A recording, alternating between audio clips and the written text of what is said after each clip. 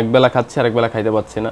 10,000 টাকা বেতন পাইতো, তো এই লাইফটা আসলে অনেক ভালো ছিল। তখন আরো বেশি হ্যাপি ছিলাম, এখন মনে হচ্ছে যে আমরা হ্যাপি না। এমন কি কখনো সিচুয়েশন গেছে যখন আপনারা এমন দিন গেছে যে আপনাদের কাছে খাবার নাই, হয়তো একবেলা খেয়েছেন আর একবেলার কোনো উপায় নেই, এরকম ধরনের কোনো ঘটনা আছে কিনা একটু আমাদেরকে যদি শেয়ার করেন।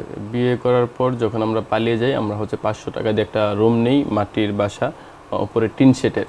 তো ওখানে গিয়ে হচ্ছে আমাদের যে খাবারটা আমরা কিনে, আমার কাছে তখন টাকাই ছিল না, ও কিছু টাকা নিয়ে আসছে, আমার কাছে 2,000 টাকার মতো ছিল, এগুলো শেষ। দেন আমি কি করব, একবেলা খাচ্ছি আর একবেলা খাইতে পাচ্ছি না, এরকম সিচুয়েশন আমার 2-4 দিন গেছে।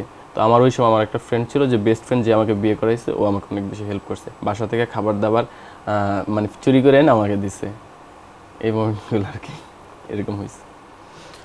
আচ্ছা, তো এই যে বিষয়টা আপনারা একটা সিচুয়েশন পার করে আসছেন এবং আপনারা দেখছেন যে এই জায়গাটাতে কত ধরনের স্ট্রাগল করতে হয় আপনাদের মতো, এই যে কারণ আপনারা যখন বিয়ে করেছিলেন তখন নিশ্চয়ই আপনারা প্রাপ্তবয়স্ক ছিলেন না, এভাবে প্রাপ্তবয়স্ক না হয়ে ফ্যামিলি থেকে একেবারে বের হয়ে গিয়ে বিয়ে করাটা আসলে আপনারা কি ঠিক মনে করেন?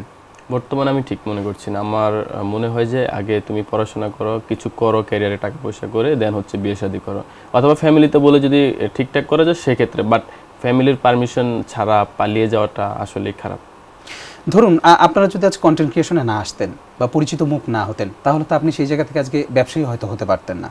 ব্যবসায়ী আপনি কন্টেন্ট ক্রিয়েশনে ছিলেন জন্য আজকে ব্যবসায়ী, ঠিক কিনা?